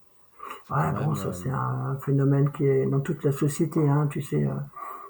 Finalement, les gens sont assez frileux hein, dans leur concept, hein. Tu vois bien ce qui se passe à l'heure actuelle avec la crise sanitaire, les vaccins et tout ça, c'est pareil. Ouais, ouais, ouais. Bah, puis au fois, on a plein d'occasions de se foutre sur la gueule, hein. Tu vois, les largeurs de pneus, enfin, en tout cas, dans notre petit Ouais, milieu du vélo. ouais. Mais quand tu vois ce qui se passe déjà, comme on est capable de s'étriper sur des largeurs de pneus, du tubeless, de la fourche télescopique en gravel. Tiens, ouais, si tu veux te friter avec un pur gravel, tu lui dis, mais attends, je vais mettre une fourche télescopique. Et là, tu vas voir, déjà, si c'est ton pote, ça le sera plus. C'est quasiment sûr. Là, vous allez vous fâcher à vie. Ouais. Mais ouais, c'est pareil. Enfin, c'est le genre de truc. Enfin, alors que ça apporte tellement de choses. Il y a tellement de choses variées à aller chercher ailleurs et à adapter qu'on pourrait ne jamais s'ennuyer Non, avec nos petits c'est vélos. sûr. Mm. Bon, de toute façon, oui, allez. Vas-y, je te laisse Non, conclure non, mais je te laisse finir ta réflexion. non, bah, tu sais, je voulais juste te dire que c'est sûr que sur le côté évolution du matériel, on pourrait en parler des heures et c'est très intéressant de partager ça avec tous ceux qui font du vélo. Le seul truc que je regrette, surtout sur les réseaux sociaux, c'est que il y a beaucoup de gens qui parlent, qui disent les choses, mais qui les ont pas testées. C'est-à-dire, Ça. qui, c'est juste de l'écriture sur écran, tu vois. Mmh. Parce que quand tu parles de la largeur des pneus ou du tubeless, etc., etc., il y a quand même très peu de cyclistes qui, ont, qui prennent le temps eh ben, d'essayer les choses différentes, tu vois. C'est-à-dire Mmh. que, effectivement, rouler avec du 23, du 25, du 28 ou du 32, mais il y en a combien qui ont fait l'expérience d'aller faire 200 bornes avec les 4 modèles de pneus différents, tu vois, et de dire ah ouais merde, tiens ça oui, ah plus de Finalement, confort, je me suis trompé, mince. bah ouais, ouais. Tiens ça ah bah t'as l'impression d'être planté, ah merde ça marche super bien, tu vois. Si le problème c'est qu'il est là le truc, c'est que il y a très peu de, de cyclistes qui sont assez passionnés pour faire leur propre analyse et leur propre expérience. Ils se contentent simplement de dire les choses, de les afficher ou de reprendre une discussion d'un autre, de juger, de dire voilà. Et après, voilà, on en parle vraiment, mais c'est ça qui est dommage en réalité. Et c'est un peu le défaut c'est un peu le défaut négatif des réseaux sociaux où il est très facile de dire les choses, d'écrire quelque chose, mais derrière, on ne sait pas ce qu'il y a, tu vois. On ne sait pas si ça vient d'une analyse, d'un test ou de rien du tout. Tu vois, on ne sait pas. Mmh. Donc, c'est difficile de se faire sa propre opinion. Et c'est valable sur tout, hein. Que ce soit sur les sacoches, sur les selles, sur tout, quoi. Sur plein de trucs, quoi. Et c'est à la fois intéressant et à la fois, des fois, c'est pénible parce que des fois, on voit des débats qui prennent des allures dithyrambiques, sans parler que des fois, ça part même dans la violence ou dans la stupidité, mais ça, c'est un autre truc. Mais derrière, souvent, il n'y a pas grand-chose, tu vois, c'est un peu vide. Et ça, moi, des fois, ça me fait un peu sourire, quoi. Parce que justement, j'ai passé beaucoup de temps à me casser le cul avec ça. C'est le cas de le dire. Hem, de quoi va être faite ton année 2022, sur le vélo? Et ben sur le 22, écoute, mon objectif majeur, je vais à la Nordscape, je vais au Ouais. Cap Nord. Ah là Donc là. voilà, c'est déjà pas mal. Ça, c'est mon objectif majeur. On va dire le point d'orgue de ma saison, Tiens, mais il y encore a une plein. analogie musicale. Ah bah, dis donc, on va bien rigoler. Ouais, Tu pourrais faire ouais, un c'est petit ça. dictionnaire, vélo Ouais, musique, ouais. sur les trucs qui vont avec. Piano, piano, forte, Cap Nord. Écoute, donc ça, voilà, c'est le truc que je devais me faire. Ouais, j'avais envie. Je Mmh. suis pas Je suis pas super fan, bien que pour l'instant on ne connaît pas le parcours exact, les organisateurs ne nous l'ont pas transmis, mais on a une vague idée quand même de la trace. Et moi qui bosse depuis des années sur les parcours, je sais à peu près où on va passer à quelque chose près. Alors cette année, je pense sûrement à cause du Covid, ils ont raccourci le parcours, ils ont un peu modifié leur concept de passer par certains pays, peut-être à risque, ou je sais pas, je connais pas, Ouais. ça c'est juste une.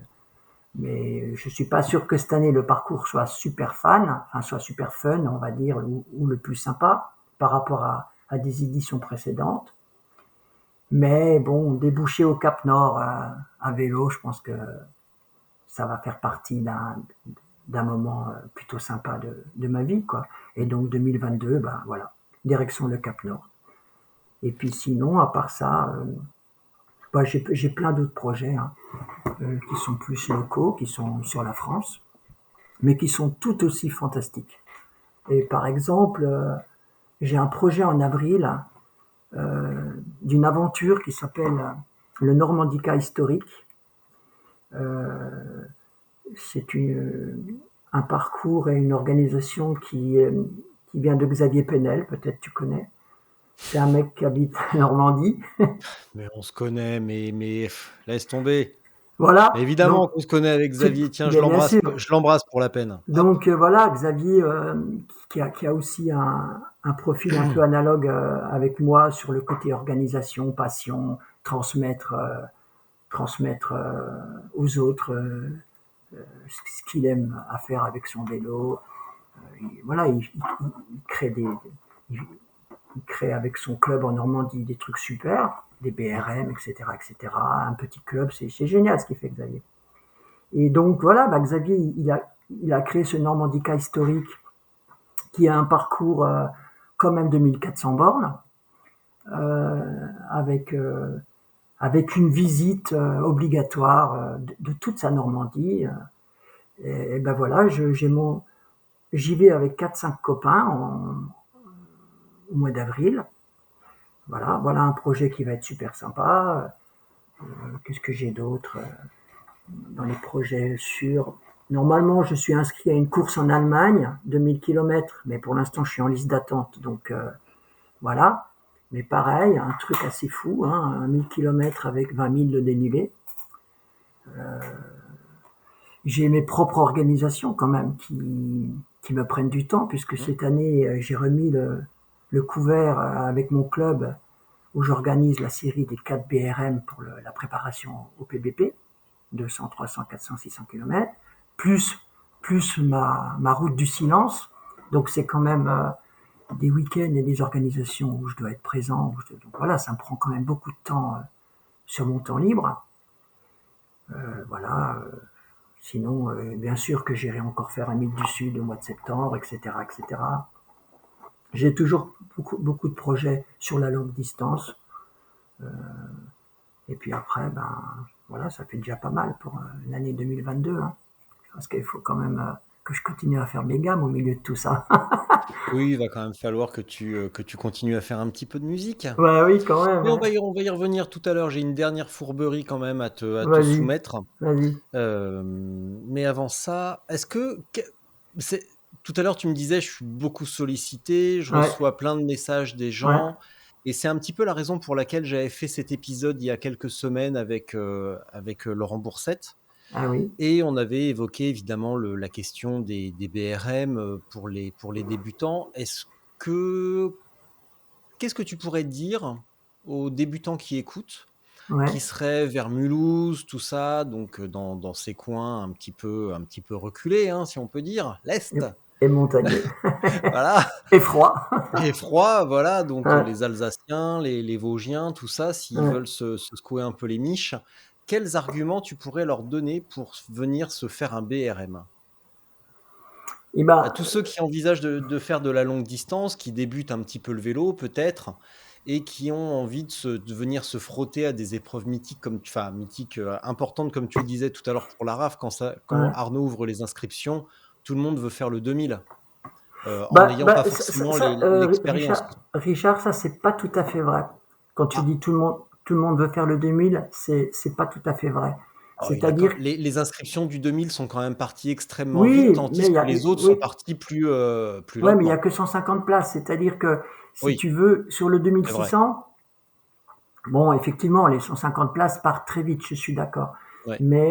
Mais par rapport aux 300 ou 500, où il a rempli, je sais plus combien, hein, Ouais. 300 places à chaque fois, tu vois, euh, Oui, bon, alors enfin, non, non, toutes mes excuses pour ce raccourci audacieux. ouais, c'est dans cet esprit-là que je dis que tout le monde ne peut pas faire le 2600 tout Mmh. de suite, quoi. Et d'ailleurs, il faut pas le faire. Bah, non. C'est vraiment de la pure folie. S'il y a bien une chose qu'il faut respecter dans la pratique de la longue distance, et je dirais ça, c'est vraiment le conseil que je donnerais aux débutants, c'est qu'il faut être patient. Il faut vraiment être patient dans sa pratique des distances. Pour un jour débarquer sur un 2500 km et le finir, tout simplement le finir. Parce que si tu regardes bien le nombre de DNF sur une course comme une Nordscape ou une RAF ou une 3Pix ou une TSR, Mmh. euh, les DNF sont quand même très très importants. On a entre 30 et 50% d'abandon. C'est pas rien quand même. Cette année au 3Pix sur le Vienne-Barcelone, qui a été complètement dantesque, puisque tu sais, on est tombé dans cette fameuse semaine de tempête en Europe, je sais pas si tu te rappelles, Mmh. là, en juillet, là, mi-juillet, fin juillet, quand il y a eu cette semaine terrible de tempête en Allemagne, où il y a eu des catastrophes, tout ce que tu veux. Et ben cette année, t'imagines qu'on est à plus de 50% d'abandon sur les 150 mecs au départ. On est 70 ou 60 à l'arrivée, c'est un truc de fou, quoi. Alors effectivement, c'était extrême cette année. Donc le conseil que je peux donner à tous les débutants, c'est d'être patient et d'être intelligent dans, dans, dans le comment dans la gestion des distances. C'est-à-dire que les BRM sont effectivement les épreuves les plus adaptées pour mettre le pied à l'étrier et bien se préparer à des longues distances. On commence par un 200, puis un 300, etc. 400, 500, 600, et tout doucement, on arrive à des entraînements plus difficiles, avec des dénivelés plus importants, où on apprend à son corps et à son cerveau surtout euh, de faire ce qu'il faut pour se préparer ensuite à aller affronter des 2000 km. Pour moi, c'est complètement insensé, quel que soit son âge, hein, qu'on ait 20 ans ou 60, qu'on ait une PMA à 400 watts ou à 200, pour moi, c'est complètement insensé d'aller s'aligner à une aventure de 1500 bornes avec des sacoches sans avoir au préalable avoir un minimum fait quelque chose d'autre, quoi. Mm. Il y a une forme de logique à respecter. Donc les BRM sont effectivement des aventures à petit budget financier, idéales, souvent mises au point par des passionnés, ou presque Oh tout le oui. temps par des passionnés, Mm. et c'est idéal pour une préparation à la longue distance, avant d'aller s'aligner à une RAF, une 3Pix ou une Nordscape, quoi. Voilà, c'est un peu logique. Mais il ne faut pas faire que ça. Il ne faut pas faire que des BRM. Il faut aussi travailler les hautes intensités, et aller faire un birvir à 40 de moyenne en ayant le cœur à 175 tout le long, c'est très bien aussi pendant 40 minutes. Mm. Ou du VTT pour ceux qui pratiquent, où le cœur est très haut. Parce que en longue distance, il n'y a pas que le travail de la distance, enfin ce qu'on appelle des heures de selle, qui est important. Il y a aussi la préparation physiologique de ses capacités cardiovasculaires, qui sont plus faciles à développer et qui sont indispensables à développer dans les efforts de très courts, mais de très hautes intensités. Et ça, c'est,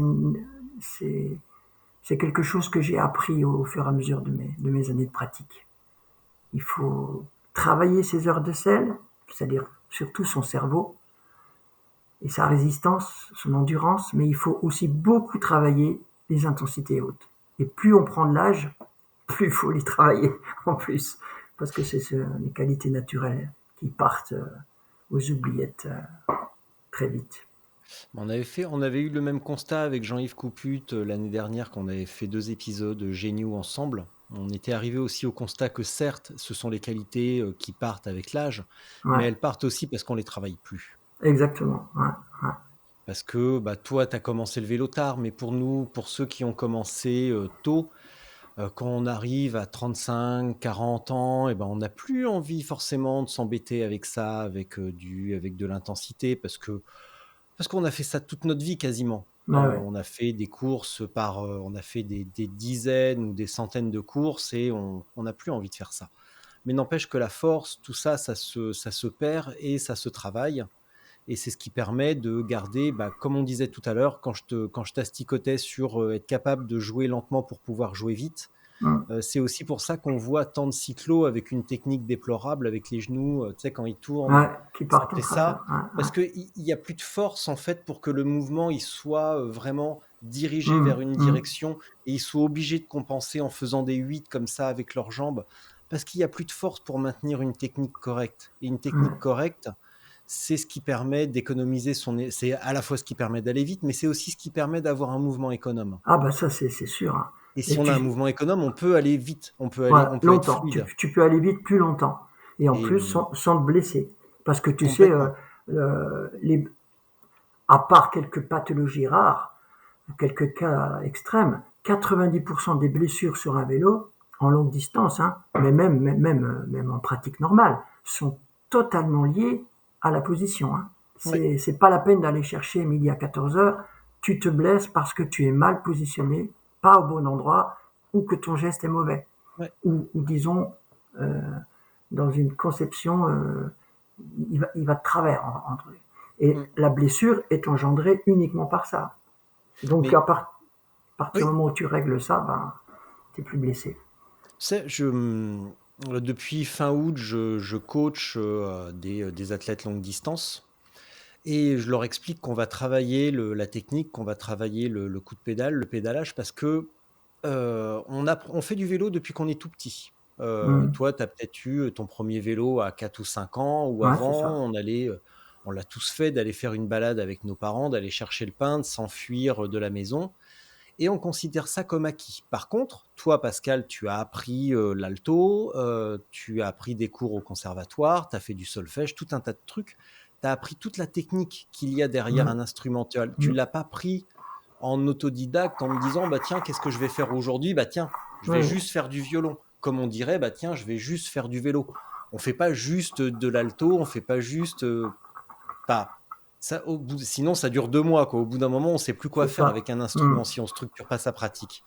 Et Mmh. le vélo, eh ben, il y a ce côté un petit peu contradictoire où on a une recherche de performance, de durée, de distance, éventuellement de vitesse, mais sans avoir toute la réflexion autour de la pratique et comment on structure une pratique. On se contente Mmh. de monter sur notre vélo parce qu'on sait le faire, mais sans se poser la question de comment on pédale, dans quelle posture, et comment on développe les qualités pour faire ça plus facilement. Pas Mmh. forcément pour aller vite, mais pour le faire plus facilement ou plus longtemps. Ouais. Non, c'est sûr, c'est compliqué. Finalement, c'est très complexe, la pratique du vélo, hein. Ah, Franchement, mais c'est c'est c'est un hyper truc de fou. difficile.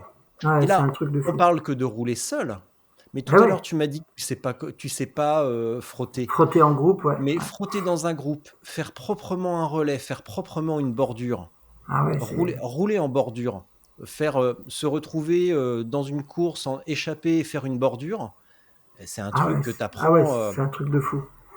Si on est dans cette logique de je monte sur mon vélo et je me contente de rouler, on ne sait pas. Alors évidemment, en ultra, on n'a pas l'occasion de rouler en bordure et c'est bien dommage parce que c'est Ouais. tellement beau. Mais c'est juste pour dire que ça a l'air facile comme ça parce qu'on fait ça depuis qu'on est tout petit, mais en fait, Ouais. c'est hyper technique. Tiens, ça me fait penser une petite parenthèse à ta réflexion tout de suite là. Tu sais, moi, j'adorerais faire une course ultra en équipe.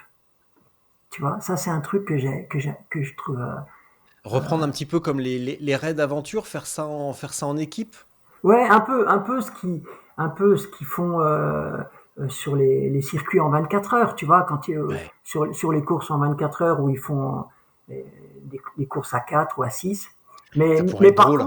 Mais par contre, imagine une Nordscape par exemple ou euh, à 6, tu vois, en équipe de 6 par exemple. Je dis une Hmm. connerie, hein, mais c'est un truc là qui pourrait concilier à la fois de garder la notion de bikepacking, tu Ouais. vois, et, et d'avoir un petit peu cette notion de partage d'équipe que moi j'avais dans mes courses avec voiture et que je n'ai plus. Et là, tu retrouves un peu la notion d'équipe. Et moi, je trouverais ça, c'est un truc que je trouverais extraordinaire. Tu vois, d'aller faire une Nordscape en équipe de 6 par exemple. Mais il y aurait que ça, tu vois. Hmm. Il y aurait que des équipes de 6. Tu vois le truc? Avec 3 couples. Tu sais comment divorcer en 2 semaines.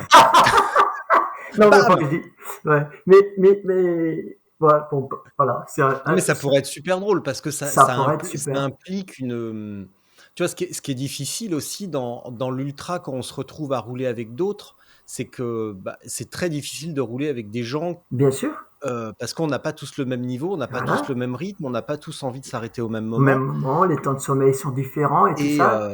c'est Mais, ça qui est très difficile. Mais bien trouver, tu sûr, vois, l'équipe, les gens avec puis surtout arrondir les angles parce que si moi je partais avec mes potes d'entraînement, bah, je serais le boulet de l'équipe.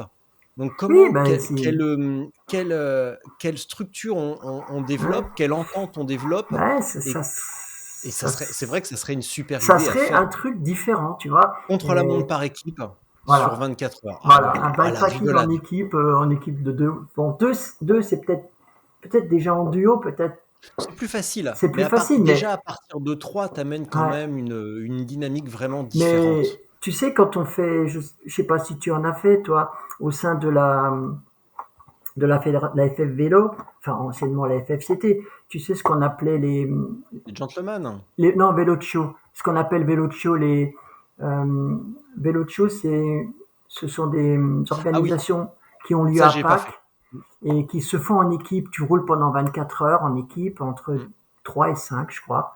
Euh, Tu fais le parcours que tu veux. L'important, mmh. c'est que tu fasses entre 300 et 600 bornes ou je sais plus quoi. Enfin bon, il y a tout un truc. Et, et d'ailleurs, moi, j'ai fait mes premières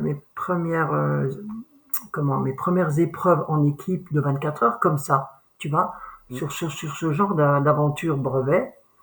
Et ben, tu es obligé t'es obligé d'apprendre à développer plein d'autres qualités, justement, que la performance pure, la gestion du sommeil.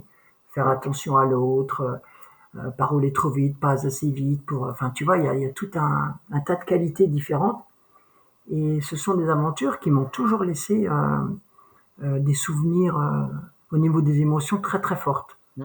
Parce que justement, tu as construit quelque chose avec les autres, tu vois. On vit des trucs, hein, ça Ah ouais, on vit des on trucs, en ouais. parle des fois, entre nous. On vit des trucs sur le vélo, même sans aller sur des courses, mais au moins à l'entraînement quand on roule souvent ensemble, Bien sûr. sur toute une année, tu vas te rouler l'hiver, on va aller se taper une averse de Ouais. grêle ensemble. On vit des choses sur un Oui, vélo c'est et ça toujours ça des. fait des liens, même si on n'est pas forcément les meilleurs amis du monde, n'empêche que quand on est sur le vélo, on a vécu des trucs ensemble et il y a un petit lien quand même. Ah bah Il y oui, a un puis. truc. Et d'ailleurs, c'est ce qui reste dans tes souvenirs, hein, souvent, hein, les émotions fortes de ce genre de partage, hein. Mmh. Bon, Voilà, Richard. Pascal, Ouais, moi j'ai une dernière fourberie à te demander parce que comme vas-y. tu le sais, vu que tu es un auditeur assidu, j'ai l'impression, tu sais que j'ai une minute de solitude extrêmement variée où Fanny va nous faire du café, Sofiane va chanter, d'autres, enfin chacun va faire son petit truc à sa manière. Ouais. Moi j'aimerais bien que tu me joues un petit air quand même. Ah bah, t'as intérêt de me le dire avant parce que j'ai Et pas je mon sais, instrument. je m'en suis douté, je me suis Ouais. douté qu'il était resté au Et ouais, vestiaire. il est à la filature, donc dans le lieu où je travaille, quoi. Mais Je oui. ramène rarement mon instrument à la maison. En réalité, je travaille quasiment jamais mon instrument à la maison. Euh, Parce que je suis tout le temps dérangé, déconcentré, téléphone, ordinateur. Donc, quand je travaille, je me déplace toujours dans mes studios de travail à Mm. l'orchestre. Donc, je peux même pas faire 3 notes parce que j'ai pas mon instrument. Mais Mais tu vas trouver autre chose, c'est pas grave, je te laisse improviser, tiens, voilà, pour la improviser, peine. bah, je sais pas trop quoi dire, trop quoi Ah ça y faire. est, ah ça y est, quand tu Non, veux mais mettre mal à l'aise un musicien classique, tu lui demandes d'improviser. ouais, Putain, tétanisé non, le mais gars. qu'est-ce que je pourrais être Mais attends, mais moi je te laisse, hein, parce que la minute de solitude, comme son nom l'indique, bah, si tu me l'as dit, c'est plus de la solitude, hein, donc Pascal, je vais en profiter pour te remercier. Si j'ai l'occasion d'aller à Mulhouse, crois bien Oui, fais-moi signe. que je te Ouais. contacterai et que là, tu me feras visiter la filature et que Ah là, oui, tu bah, me joueras quelque chose. je te ferai Parce un qu'il truc. y a, il y a rien qui m'enchante plus que de découvrir des Ouais. sonorités que je ne connais pas. Donc ça sera un véritable plaisir de t'écouter jouer. Et peut-être qu'on aura l'occasion, va savoir, de rouler ensemble. Oui. Toi, D'ailleurs, t'es sur Paris, hein, Richard, c'est ça? à Chartres. À Ah, à Chartres. Chartres. Ah, t'es à Chartres. Bon, ouais. À Chartres, Ok, et d'accord. d'ailleurs, il y a un truc que j'ai oublié de faire et que j'aurais dû dire bien en avant. Tiens, du coup, je vais faire. Là, c'est vraiment un montage assumé parce que là, on le dit en fin d'épisode. Mais cet épisode, il est dédié on le fait pour Cédric Destouches. Ah, Voilà. bah oui, oui, j'ai vu. Ah. Début juin, je ferai son 400, le Tour d'Eure-et-Loir, le Hmm. vrai Tour d'Eure-et-Loir. Et en tout cas, mon petit Cédric, on pense tous à toi et on est d'accord pour se dire que tu es le Lance Armstrong d'Eure-et-Loir. Tu reviendras vachement plus fort et tu vas nous faire mal à la tronche quand tout ça sera rétabli. Donc, mon petit lapin, gros bisous et à très bientôt. Pascal, mon petit lapin, toi aussi, si Ouais, je peux dire. Bah, à bientôt. ouais, Merci pour merci. tout. En tout cas, merci à toi de m'avoir écouté. Et Mais aussi, un petit mot aussi pour Cédric, que je connais très peu, que j'ai rencontré qu'une seule fois, d'ailleurs, il n'y a pas longtemps, sur le Béquet Magne, cet été. ouais. Quand je dis que je l'ai rencontré, c'est-à-dire que je suis allé sur le terrain au kilomètre 600, dans mon Jura natal. Je suis allé me poster sur le parcours parce que je voulais voir Axel Carion que je connais assez bien et j'ai fait quelques photos. J'ai amené un morceau de comté dans le coffre de ma bagnole Et Cédric s'est arrêté et voilà comment j'ai rencontré Cédric cette année sur le vélo. On se connaissait un peu par Facebook, mais très peu. Et donc je l'ai vu quelques minutes, il a mangé un morceau de mon comté, on a partagé quelques émotions et il a fini son biking. Et effectivement, j'ai vu son souci de santé il y a quelques jours sur Facebook. Mmh. Et franchement, beaucoup de courage à lui parce que c'est super dur quand même, ce genre de truc. Et j'espère que Non, tout mais le va. courage, je m'inquiète pas pour Cédric. Le Ouais, courage, il en manque pas. C'est un ouais, costaud. super, super. En tout cas, S'il y en merci. a bien pour qui je m'inquiète pas, c'est Cédric parce que Ouais, il en a vu d'autres. C'est un costaud. Et c'est pas le genre à trembler des genoux devant la difficulté. ouais, bah ça c'est super. En tout Donc, cas, pas de problème. ouais. En tout cas, m'écrit Richard, et puis ma foi, bah, pour la minute de solitude, bah, je peux pas Allez, faire c'est grand parti. chose. Si, si, allez hop. Si, Moi, c'est je te parti. laisse. Gros Et bisous. ben, Débrouille-toi avec ça. écoute, alors qu'est-ce que je vais. Attends, il faut d'abord que je te réponde.